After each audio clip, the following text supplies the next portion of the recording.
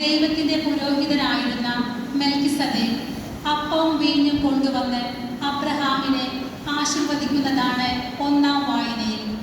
വിശുദ്ധ പൗലോസ് അപ്പോസ്തലൻ കൊറിന്ത്യൻകാർക്ക് എഴുതിയ ഒന്നാം ലേഖനം 11-ാം അധ്യായം 23 മുതൽ 26 വരെയുള്ള വാക്യങ്ങളിൽ നിങ്ങൾ ദിവ്യകാരുണ്യ അപ്പം ഭക്ഷിക്കുകയും കർത്താവിൻ്റെ തിരുരക്തം പാനം ചെയ്യുകയും യേശുക്രിസ്തുവിൻ്റെ മരണവും അവിടുത്തെ പുനരാഗമനവും പ്രഖ്യാപിക്കുകയാണ് ചെയ്യുന്നത് എന്ന് രണ്ടാം വായനയിലും, വിശുദ്ധ ലൂക്കായുടെ സുവിശേഷത്തിൽ 5 അപ്പം വർദ്ധിപ്പിച്ച് 5000-ലേറെ പേർക്ക് സംതൃപ്തിയുടെ വിരുന്നൊരുക്കിയ വചനഭാഗമാണ് ശ്രവിക്കുന്നത്.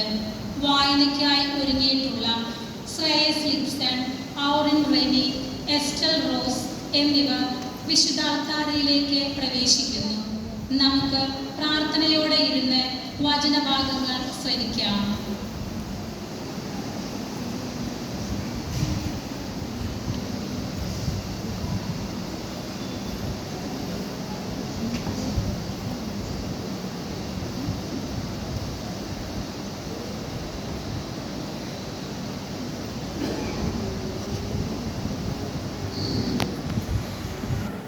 ഉൽപ്പത്തി പുസ്തകത്തിൽ നിന്ന്.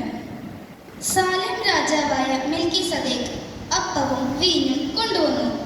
അത്യുന്നതനായ ദൈവത്തിന്റെ പുരോഹിതനായിരുന്നു അവൻ അബ്രാമിനെ ആശീർവദിച്ചുകൊണ്ട് പറഞ്ഞു, ആകാശത്തിന്റെയും ഭൂമിയുടെയും നാഥനായ അത്യുന്നത ദൈവത്തിന്റെ കൃപാകടാക്ഷം നിന്റെ മേലുണ്ടാകട്ടെ. ശത്രുക്കളെ നിന്റെ കയ്യിൽ ഏൽപ്പിച്ച അത്യുന്നത ദൈവം അനുഗ്രഹീതൻ.